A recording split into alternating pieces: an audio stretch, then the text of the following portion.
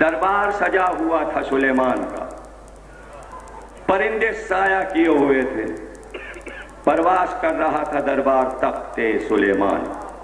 ایک بار سلیمان کے یہاں پر ذرا سا دھوپ کا ٹکڑا آیا۔ پرندے اسی لیے توڑتے تھے کہ دھوپ نہ آئے نبی اللہ پر۔ دھوپ جو نظر آئی تو نبی نے سر اٹھایا، کہا یہ یہاں کا پرندہ کہاں گیا؟ یہ ہٹا تو دھوپ آئی۔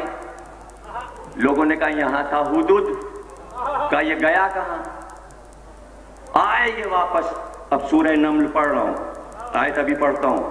سلیمان نے کہا یہ واپس اگر آیا تو اس کی گردن میں روڑ کے اسے مار دوں گا، قتل کر دوں گا ہدہد کو، میری اجازت کے بغیر جگہ کیوں چھوڑی؟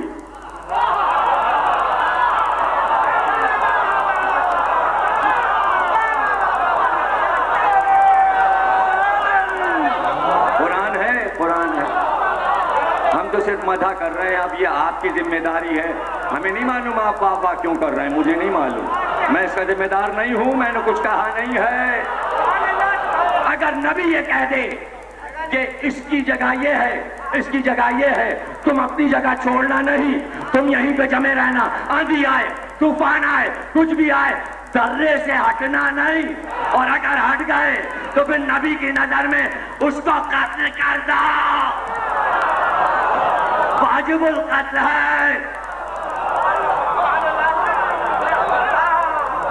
مگر وہ پرندہ انسان سے زیادہ عقل مند تھا، کچھ دیر نہ گزری تھی کہ آ کے تخت پہ قریب ہی بیٹھ گیا۔ اچھا، پرندوں میں یہ وہ پرندہ ہے جس کے سر پہ تاج ہے، اسے تاج دیا تھا سلیمان نے، سردار بنایا، سرداری ہی بھاگ جائے تو قیامت ہے، قیامت۔ اور سر پہ تاج بھی لگا ہو تو کیسا لگے گا؟ تاج لگا ہوا ہے اور بھاگ رہے ہیں، ہائے ہائے ہائے، ذرا منظر آنکھوں میں لائیے۔ لیکن تھا چالاک، بہت ہوشیار، واپس آیا۔ سلیمان نے کہا کہاں تھا، کہاں چلا گیا تھا؟ کہا یا نبی اللہ، دل میں آیا کہ آپ کی وسعت سلطنت کو دیکھوں۔ دیکھیں تعریف شروع ہو گئی۔ اب اگر کسی کی سزا سے بچنا ہے تو فوراً مدح شروع کر دیجئے۔ سمجھے ہی نہیں ہم مدح کیوں کرتے ہیں؟ ارے بھائی گناہگار ہیں، بھائی، اور علی کی مدح کرنے لگے۔ محمد نے کہا ہے کہ علی کی محبت جہنم کی آگ سے بچا لیتی ہے، اس لیے مدح کر رہے ہیں کہ گناہ کے بعد بھی چلیں گے نا۔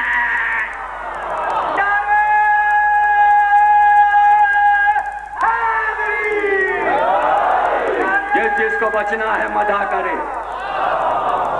اس نے مدح شروع کر دی کہ ہم نے چاہا، اب نبی اللہ اپنی بات کی، دل لگا بات میں۔ کہ پھر کیا ہوا؟ کہ ہم چاروں طرف اڑے اور ہم نے آپ کی سلطنت کو دیکھنا شروع کیا۔ ایک بار ہم آپ کی سلطنت سے باہر نکل گئے، اب نبی چوکا، یعنی ہماری سلطنت سے باہر؟ آئے ہائے، نبی ابھی تک سمجھ رہا تھا بس سب کچھ ہماری ہی سلطنت ہے۔ اللہ نے خود نہیں بتایا، چاہا کہ ایک پرندے کے ذریعے سلیمان کو یہ بتا دے، یہ نہ سمجھنا کہ تمہاری سلطنت کی سرحد کے باہر کچھ نہیں ہے۔ دیکھ رہے ہیں آپ، ایک پرندہ کا پھر کیا ہوا؟ کہ ہم اڑتے اڑتے ملک سبا نکل گئے، یمن کی طرف، اور وہاں کا دارالحکومت سنا ہے، عجیب سلطنت ہے، بڑی سلطنت ہے۔ وہاں ایک عورت حکومت کرتی ہے اور پوری قوم یا نبی اللہ سورج کی پوجا کرتی ہے۔ جب سورج نکلتا ہے تو سب آنکھ باندھ کر سورج کے سامنے سجدہ کرتے ہیں، اور وہ عورت ان پر حاکم ہے۔ اور نبی اللہ ایسی حسین عورت ہم نے روئے زمین پہ نہیں دیکھا۔ لیجئے، نہ سزا، نہ حدود، نہ کچھ۔ بادشاہوں کا مزاج تھا حضرت سلیمان کا، کیا پریشانی ہے کسی کو؟ قرآن ہے یہ، اللہ بتا رہا ہے بھئی بادشاہ ہے، دل بھی بادشاہ ہے، کیا پریشانی ہے؟ بہت بڑا بادشاہ ہے، اتنی بڑی سلطنت کا۔ اچھا، حدود سمجھ گیا دل میں کیا ہے تو فوراً جملہ کہہ دیا، یا نبی اللہ اس کو تو آپ کے حرم میں ہونا چاہیے۔ ارے اب کیا ہو؟ اب قرآن بولا، اب قرآن بولا، کیا بولا؟ سلیمان نے کہا کون ہے جو تخت بلقیس فوراً لائے؟ لیجئے چٹ منگنی آئے، کون ہے جو تخت بلقیس لائے؟ جنات آگے بڑھے، دیو آگے بڑھے، دیو کہنے لگے یا نبی اللہ ہم اپنے کاندھے پہ اٹھا کے تخت لے آئیں گے بلقیس کا۔ کہا کتنی دیر میں؟ کہا بس دربار آپ کا برخاست نہیں ہوگا، شام ہونے سے پہلے لے آئیں گے، دور بہت ہے۔ ہٹ جاؤ سامنے سے، اتنی دیر؟ جنات آگے بڑھے، کہنے ہم لائیں گے۔ کہا کتنی دیر میں؟ کہا بس تھوڑی دیر آپ تخت سے اتر کے اپنے حجرے تک پہنچیں گے کہ ہم لے آئیں۔ کہا اتنی دیر؟ اب پتہ چلا نبی کیا جلدی اور دیر کیا ہے، ابھی پتہ چل جائے گا۔ ابھی جب اس کے یہاں دیر ہے اندھیر نہیں ہے تو یہاں اندھیر کیسے ہو جائے؟ یہ تو دیر کیا دیر، یہ تو اندھیر ہو رہی ہے۔ نبی کو جلدی ہے، وہ کہہ رہے ہیں اتنی دیر میں، ارے وہ تو کہہ رہا ہے بس حکم۔ اب قرآن کہتا ہے الذین ومن عنده علم من الکتاب، وہ بولا جس کے پاس کتاب کا تھوڑا سا علم تھا۔ یہاں علم من الکتاب، منل یعنی تھوڑا سا علم کتاب کا اس کے پاس تھا۔ قرآن کہہ رہا ہے وہ بولا جس کے پاس تھوڑا سا علم تھا۔ وہ کون؟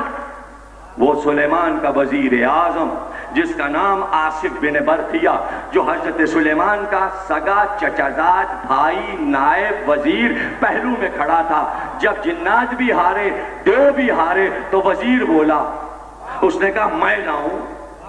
سلیمان نے کہا کتنی دیر میں؟ تو اس نے کہا پلک نہیں جھپکے گی کہ تخت آئے گا۔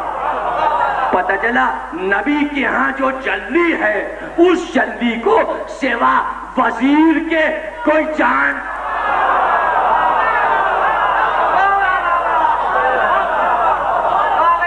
کوئی جانتا نہیں۔ یعنی شاہ کا مزاج جانے تو وزیر۔ اس لیے کسی نے دعویٰ بھی نہیں کیا ہم نبی کے وزیر۔ اگر کہا تو یہی کہا علی نبی کے وزیر۔ وزارت کا دعویٰ کسی نے نہیں کیا، خلافت کا سب نے کیا، اس لیے کہ وزارت کا دعویٰ بہت خطرناک ہے، نہیں سمجھے؟ ارے دار پہ لٹکا ہوتا ہے وزیر، کبھی پھانسی ہوتی ہے کبھی عمر قید ہوتی ہے۔ وزارت آسان نہیں ہے بھائی، آپ کیا سمجھ رہے ہیں؟ بہت مشکل چیز ہے وزارت۔ اس مشکل منزل پر وزیر اعظم جہاں دیو اور جنات سب ہٹ چکے ہیں تو اب وزیر کہہ رہا ہے ہم لائیں گے۔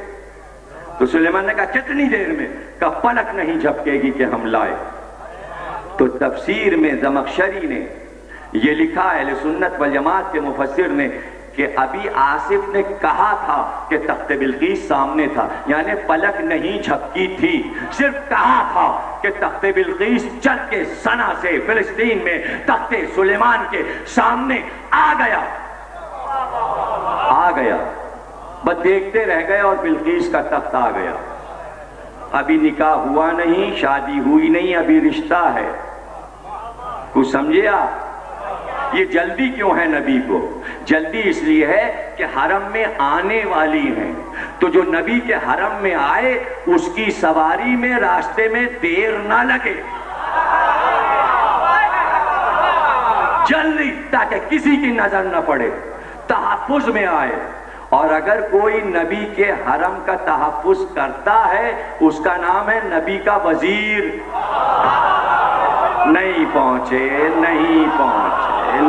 پہنچے، نبی کے ناموس کی حفاظت صرف نبی کا وزیر کر سکتا ہے۔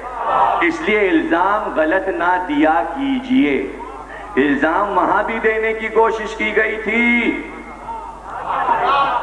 40 سوار بھیج دیے ہیں، مردوں کے نرغے میں ہمیں بھیج دیا علی نے، اور جب مدینے کی سرحد آئی اور یہ کہا تو 40 کے 40 نے اپنے عمامے کھولے تو بال بکھرے، سب نے کہا ہم کنیز ہیں، یوں کر رکھتا ہے نبی کا وزیر حرم محمد کا احترام.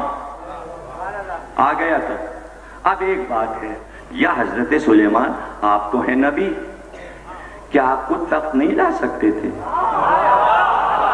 ہوا پہ آپ کی حکومت ہے، اپنا تخت آپ اڑاتے ہیں، تو کیا بلقیس کا تخت اڑا کے نہیں لا سکتے تھے؟ یہ کیا آواز دے رہے ہیں کون تخت لائے گا، کون تخت لائے گا؟ اے اپنا تخت تو آپ لیے پھر رہے ہیں ساری دنیا میں، اور بلقیس کا مادی تخت آپ نہیں لا سکتے. فلانا لائے، تم لاؤ، جلدی لاؤ، اور آپ خود کیوں نہیں لا رہے ہیں؟ کیا جواب دیں گے حضرت سلیمان؟ یہ بتائیے کہ یہ اعلان اس لیے کیا تاکہ ہمارا وزیر پہچانا جائے. یعنی نبی کی ایک ڈیوٹی نبوت میں وزیر کو پہچانوانا ہے. کیوں چاہتے ہیں کہ یہ تخت وزیر لے کر آئے؟ کہ اس لیے کہ اتنی دور سے پلک جھپکتے میں جب وزیر تخت لے کر آئے گا تو لوگ حیرت سے دیکھیں گے، کہیں گے جب وزیر ایسا ہے تو بادشاہ کیسا ہوگا. اب سمجھ میں آیا کہ علی کی تعریفیں کیوں کرتے ہیں؟ اس لیے کہ جب علی ایسا ہے تو اب سمجھو نبی کیسا ہوگا.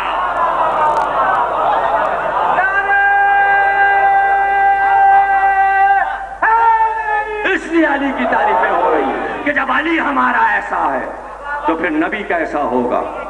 تو نبی کی فضیلت ہے علی کی فضیلت بیان کرنا. آیا تک پلک جھپکتے میں کون لایا؟ نبی کا وزیر. کون ہے وزیر؟ سگا چچزاد بھائی. تاریخ نے اپنے آپ کو دوہرا دیا. اب آیت آپ خود سمجھ لیجئے، آپ خود سمجھ لیجئے.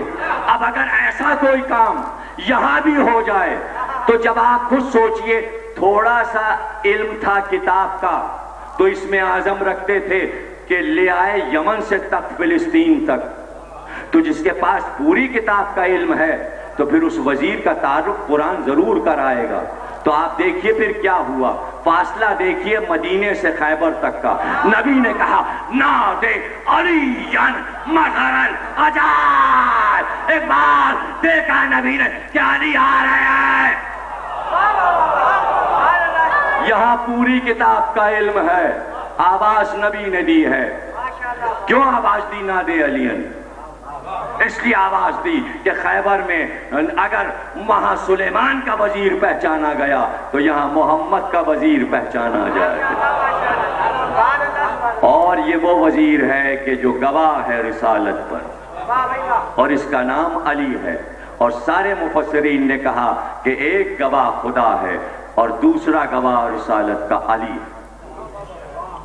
اور نام دونوں کے ساتھ لکھیں، یہ خدا یہ علی. اب یہ ہمیں نہیں پتا کہ گواہ چھوٹے بڑے ہیں یا برابر کے. یہ ذمہ داری آپ کی نہیں ہے فیصلہ کرنے کی. اس سے پوچھئے کہ تو نے کیسا گواہ چھاٹا. یہاں تو مزاج الہی دیکھا جائے گا کہ گواہ لایا کہاں سے، اور گواہ تھا بھی کون دوسرا. اسی گواہ کے انتظار میں تو دین رکا ہوا تھا. جب تک یہ کعبے میں نہ آ گئے، جب تک گود میں نہ آ گئے، جب تک 13 برس کے نہ ہو گئے، اعلان نبوت نہ ہو سکا. کیسے ہوتا؟ کچھ سمجھ رہے ہیں آپ؟ اعلان نبوت کیسے ہوتا؟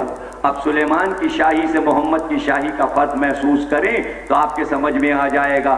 وہ سلیمان کا وزیر، تو آپ کہیں گے کیا وزیر کی رٹ لگائی؟ ارے اسلام کا پہلا دن اور نبی کا یہ اعلان، جو آج میری مدد کا وعدہ کرے گا وہ آنے والے دور میں میرا وزیر وسیع جانشین ہوگا. جب تک وزیر نہ آئے بادشاہ اعلان کرے کیسے؟ اب شرط یہ نہیں ہے کہ وزیر کئے برس کا ہو،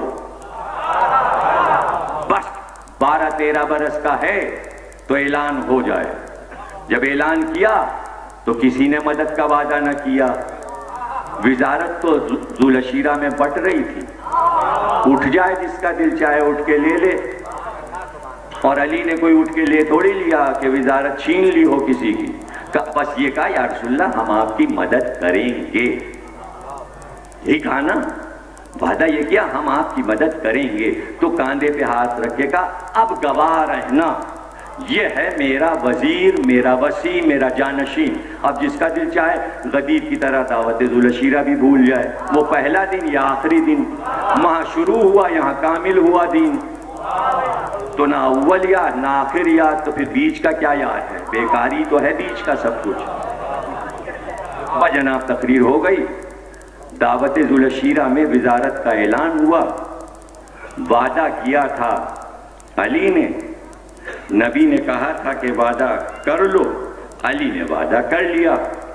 ایک دعوت میں اسلام کا پہلا دن، ایک یوم وہ تھا، ایک یوم وہ تھا، دو یوم ہیں، ورنہ بیچ میں سب شبیں،